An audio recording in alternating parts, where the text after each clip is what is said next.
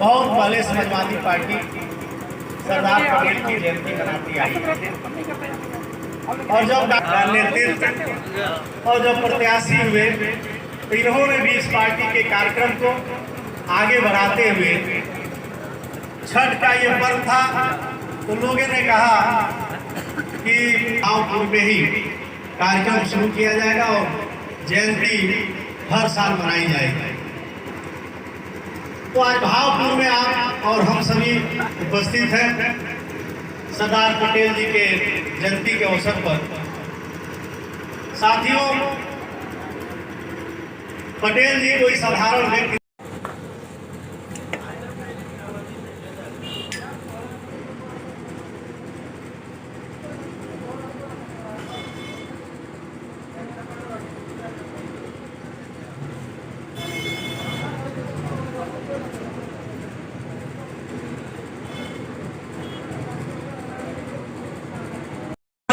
आगे रहने वाले लोग थे, ये हमारे अभिभावक थे जो ऐसे झूठ भरे लोगों से लड़ने का काम नहीं किया, करने का काम किए। इसलिए मैं कहना चाहता हूँ आपसे साथियों, नौजवान साथियों, आपसे कहना चाहता हूँ, आप इतिहास को पढ़िए, ये हिंदू मुस्लिम के चक्कर में मत पड़िए। ये हिंदू मुस्लिम की लड़ाई लगा के आरएसएस भारतीय जनता पार्टी के लोग आपका हमारा हक मारना चाहते हैं। आप लोगों ने आरक्षण से लेके बहुत सारी बातें कही हैं, समय नहीं है, व्यापारी साथियों को दुकान लगाने का समय हो गया है। मैं कहना कि आप अपने इतिहास को पढ़िए। एक इतिहास भारत का रहा है और उस इतिहास से आज के लोग छेड़छाड़ करने का प्रयास कर रहे हैं। हमको इतिहास पढ़ने की जरूरत है और अपने पूर्वजों पे सरदार पटेल की बातों को मानने की जरूरत है, महात्मा गांधी की बातों को मानने की जरूरत है। और निश्चित तौर पर अगर सरदार पटेल की बात को आप मानेंगे तो ऐसे लोगों को चाहे 2024 हो या 2027 हो, भगाने का काम करेंगे इन्हीं सब बातों के साथ। सर, ये जो कार्यक्रम जो आज था वो किस जगह था? ये भावपुर में कार्यक्रम देश के प्रथम गृह मंत्री लौह पुरुष सरदार वल्लभ भाई पटेल की 148वीं जयंती के उपलक्ष्य में यहाँ रखा गया था।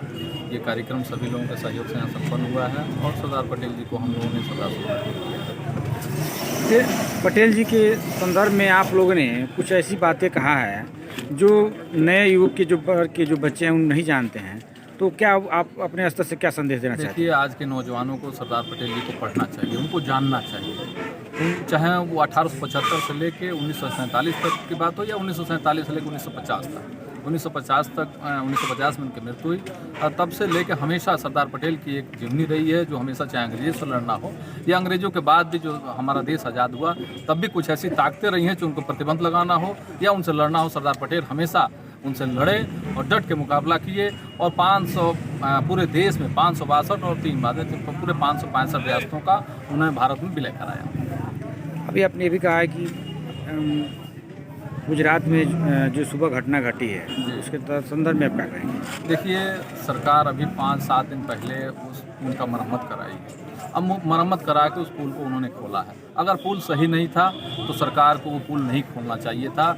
आज बिना वजह के जो एक छठ मनाने के निमित्त और ऐसे भी लोग वहाँ उस पुल पे गए हुए थे, हजारों लोग गए हुए थे, पुल टूटने को ऐसे हजारों लोगों की जान चली गई है। हम नमन करते हैं उनको। ये सरकार को ऐसी व्यवस्थाएं करनी चाहिए कि पुल पे या कहीं भी अगर पुल खराब है तो उसको बंद रखना चाहिए, उसको बनवाना चाहिए। महंगाई पर क्या कहना है?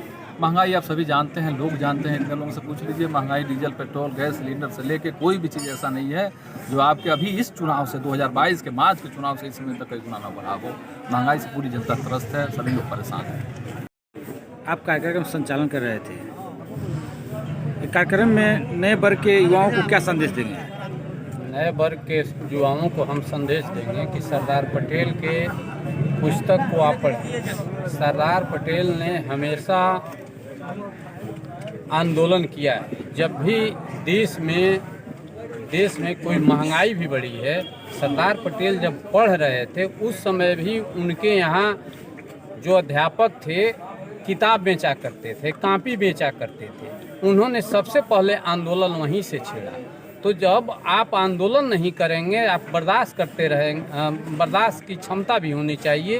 कहीं भी कोई भी घटना घटती है, आप सामर्थ्य हैं तो उसका आप विरोध कीजिए। हम बच्चों को यही शिक्षा देंगे, बच्चों से यही कहें। राकेश जी, सरदार वल्लभ पटेल के बारे में क्या कहना है आपका? देखिए, लौह पुरुष सरदार वल्लभ भाई पटेल ने हिंदुस्तान के रियासतों को मिलाया, समाप्त किया, तोड़ के और मिला दिया, अपने देश को एक सूत्र में पिरो दिया, बांध दिया। आज पटेल जयंती के अवसर पर उनके अनुयायी, उनके वंशज और पटेल समाज के नौजवान और किसान भारी संख्या में तय कर लिया है कि हम भाजपा के झूठे सियासत को समाप्त करेंगे।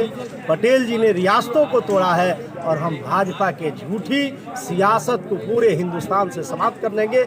आज के सभी पटेल के वंशजों ने, सरदार पटेल के अनुयायियों ने और किसानों नौजवानों ने ठाना है कि भाजपा की सियासत को, जो झूठी सियासत है, बेबुनियाद सियासत है, उसको समाप्त करेंगे। सभी वंशज पटेल साथियों ने ये तय कर लिया है।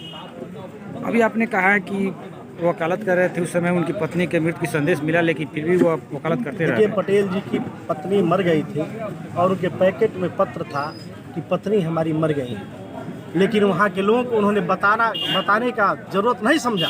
उन्होंने कहा कि नहीं, जब मेरा कार्यक्रम समाप्त हो जाएगा, और तब उन्होंने कहा कि मेरी पत्नी का देहांत हो गया है। इस जीवट के व्यक्ति थे, इसीलिए तो लौह पुरुष सरदार वल्लभ भाई पटेल कहा जाता है। लोहा मनवाने वाले थे, हिंदुस्तान में लोहा अपना बनवाने का काम किया।